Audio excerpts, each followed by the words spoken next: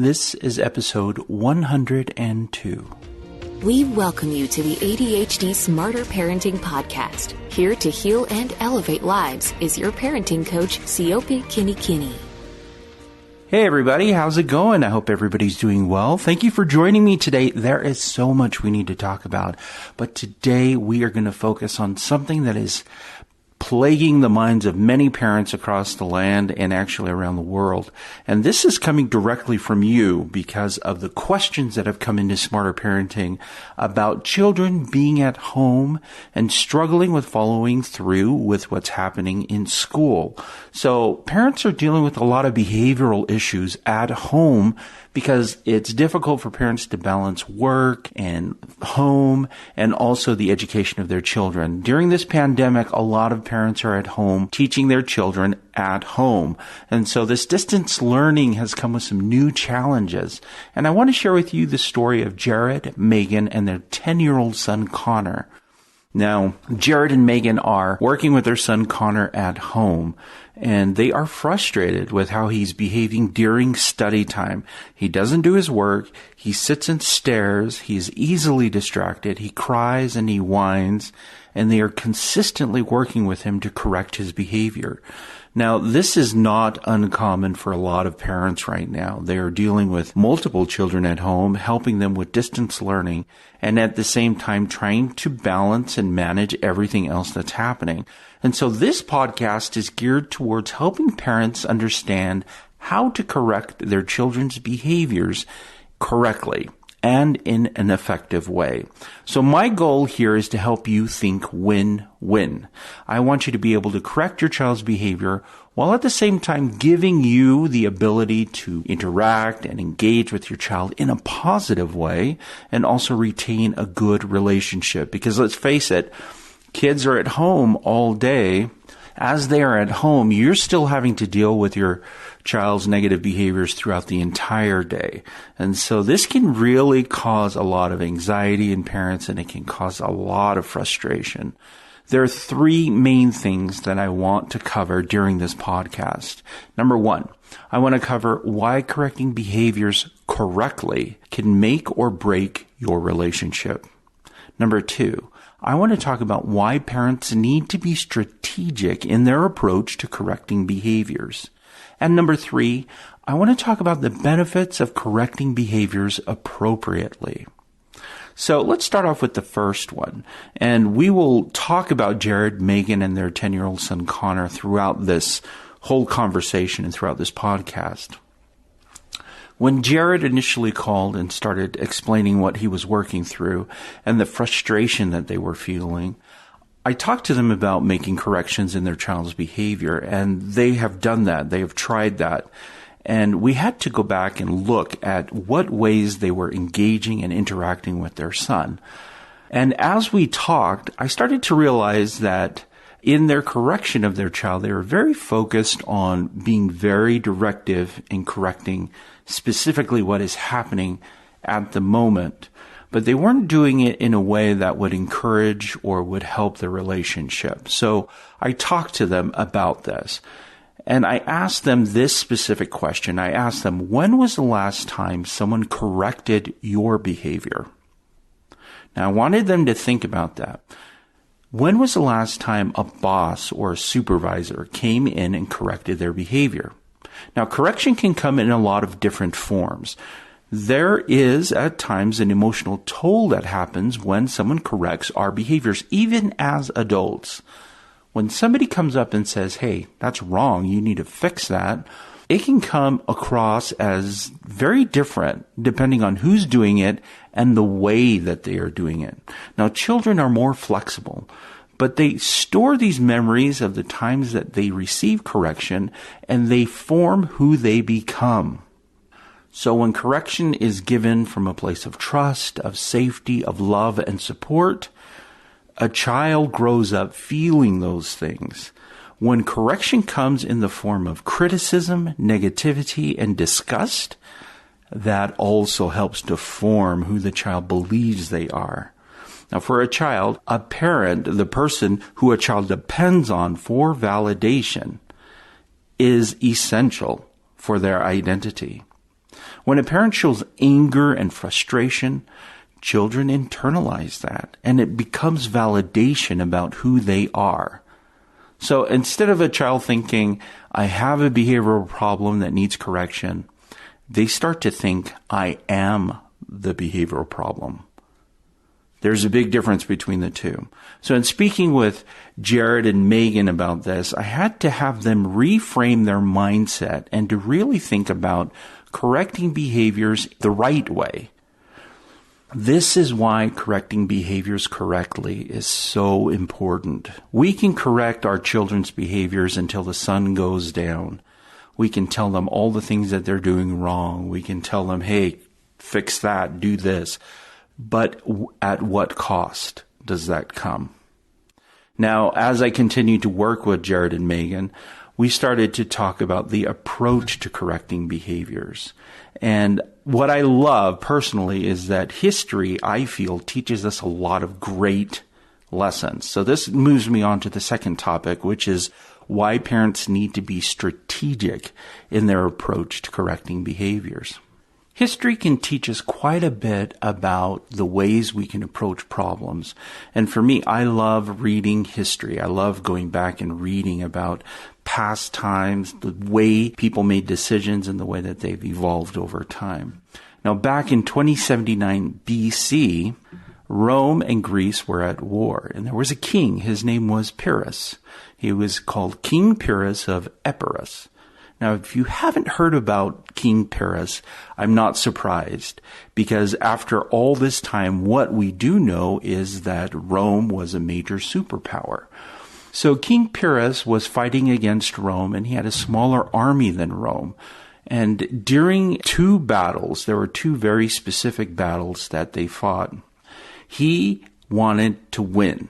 He wanted to win so badly, he was willing to sacrifice everything in order to win those battles.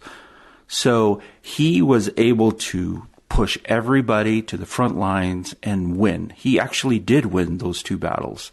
First in 2079 BC and in 2080 BC.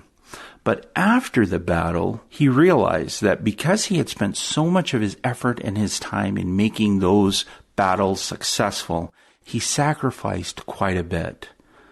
And Rome was reportedly saying, if we keep this up, only one person would have to go to Greece in order to conquer Greece. Now, whether by fear, anger, or frustration, Pyrrhus was willing to sacrifice to win smaller battles and lose the war. That's where we get the phrase, you're going to win small battles, but lose the war. This is a thought process that has resonated throughout the years. And in fact, we continually think about this. What are we sacrificing right now in order to win this small battle, but lose the war? Think about sports. When we think about sports and we think about the strategic plays that are implemented by coaches and by players, sometimes they're willing to, for example, in basketball, they're willing to foul a player to keep them from making a shot. Now, it's a strategic move, and they have to be careful about how often they would do that. But sometimes that's the difference between winning the game or losing the game, right? So being strategic in the way that we approach everything, what are we willing to sacrifice? Now, the ultimate goal of correcting a child's behavior is to be sure that the relationship has remained intact. So if we're looking at this as we're going to correct this one behavior and move on to the next behavior, boom, boom, boom, and we're constantly focused on winning, then we're going to lose the war. Because as I mentioned earlier with Jared and his wife, there is an emotional toll that happens when we make corrections in our children's behavior. If you're focused only on winning and not strategic enough on, hey, we're going to work through this together in order to win, both of us win-win, then there's going to be a problem. So parents need to be very strategic in the way that they approach. That's why I love the teaching family model. This is why I absolutely love all the steps to the skill of correcting behaviors. Because when we break down the steps of correcting behaviors, it addresses both of these issues. First, it addresses why correcting behaviors correctly can make or break your relationship. It actually keeps the relationship intact. Second, it's why parents need to be strategic. It helps parents become more strategic in their approach to correcting behaviors in order to raise a healthy, happy child. Now, let's talk about the third topic, which is the benefits of correcting a child's behavior correctly. I think it goes without saying that when we correct a child's behavior correctly, that the child grows up feeling a sense of self-esteem, confidence, and the ability to pivot and adjust to difficulties as they come. When I was speaking with Jared and Megan about this, the whole desire of us correcting a child's behavior is to create independence in their mind that they can do whatever they need to do, and they can do it on their own without fear and without low self-esteem, that they have the confidence to move forward. So we talked about it. I talked to Jared and Megan, okay, what are the issues that are happening in your home? Once we were all on the same page, we wanted to focus on being sure that their approach was emotionally sensitive to their child, that they were correcting their child correctly, and now we were focused in on being strategic. I wanted to ask them, okay, in what ways is your child struggling with being taught at home? And so they told me that there were a couple of things. First off, Connor just would sit there and would tap his pencil incessantly on the table. And then Connor would argue with them when they tried to correct him. And so I had to teach them the steps of correcting behaviors, and you will see how they were able to use this in order to help their child keep the relationship intact. Now, the steps to correcting behaviors are as follows. Number one, get the child's attention to stop the behavior from happening. Number two, express empathy. That could sound like, I realize that you are. Number three, describe the bad behavior. Avoid being judgmental or asking questions. Number four, deliver a consequence. The consequence should be doable and should be focused on teaching and not punishing the child. Number five, describe what you want your child to do instead. Use words that your child understands. Number six, give a reason why this new behavior is good for your child. Number seven, practice the new behavior and reduce the consequence. Remember, our whole focus here at Smarter Parenting is to teach children. We're not here to punish them. We're to help them along their way so they know how to make better decisions on their own. Now, in working with Jared and Megan, I reviewed the steps with them, and in order to help them, we had to script it out. We had to write down what they were going to say and what they were going to do in each of these steps. And I realized that a lot of parents are thinking, why would you do that? Can they just do it and wing it? Yeah. But again, in being strategic, we have to be deliberate. We have to be very deliberate in the way that we engage with our children. So with Jared and Megan, thank you for allowing me to share this story. We scripted it out for those two situations. Now, before you feel overwhelmed with the 7 steps to correcting behaviors, I'm telling you right now, you can do this. You can script it out. All you need to do is print out the steps to correcting behaviors from the Smarter Parenting website, and then write down specifically what you would say in each of those steps and what you would do. Once we scripted it out, we practiced it. Now again, practicing it is important for Jared and Megan so they can get a feel for what it feels like. They can hear it. They can internalize it themselves before they present it to their child. This also is a strategic move in helping them help Connor. So in scripting it out, it sounded like this. You're going to be shocked at how fast this goes and how easy it is to script it out. So first off, we were focused on the behavior of Connor slouching in the chair and tapping his pencil on the table. This is what it sounds like using all of the steps. Connor, that's step 1. I realize that it's hard for you to be home to do your schoolwork. That's 2. Right now, you are slouching in your chair and hitting the table with your pencil. That's 3. Because you are doing that, you have earned the consequence of 10 minutes less on the iPad today after we are finished. Okay, that's 4. What you need to do is to sit in your chair straight and read your book. Okay, so that's 5. If you sit up straight in your chair and read your book, you will finish faster, and that gives you more time to play your game on the iPad. That's 6. If you want, you and I can practice this together right now, and if you can show me how to sit up straight in your chair and read your book, you can earn 5 minutes back, so you won't lose 10 minutes. You'll only lose 5. That's 7. That's it. That's the whole thing. We scripted it out, and then we practiced it. I walked through that, giving you each of the steps. As you can see, once you script it out, you know exactly what to say. You know what belongs where, and I highly suggest that parents do this. Print it out, write it out, practice it, practice it, practice it. So I practiced this with Jared and with Megan multiple times. Megan wanted us to script listening to her instructions and not arguing with her. So we scripted that out as well. And this is what we came up with. Now listen carefully, and I want you to be able to pick out each of the steps. Connor, I realize it's hard for you to listen to my instructions. I know you are frustrated. Right now, you are speaking loudly over me. You are debating with me about not wanting to do your work. Because you are speaking loudly over me and you are debating with me, you have earned a consequence of 30 minutes less on the iPad to play your game.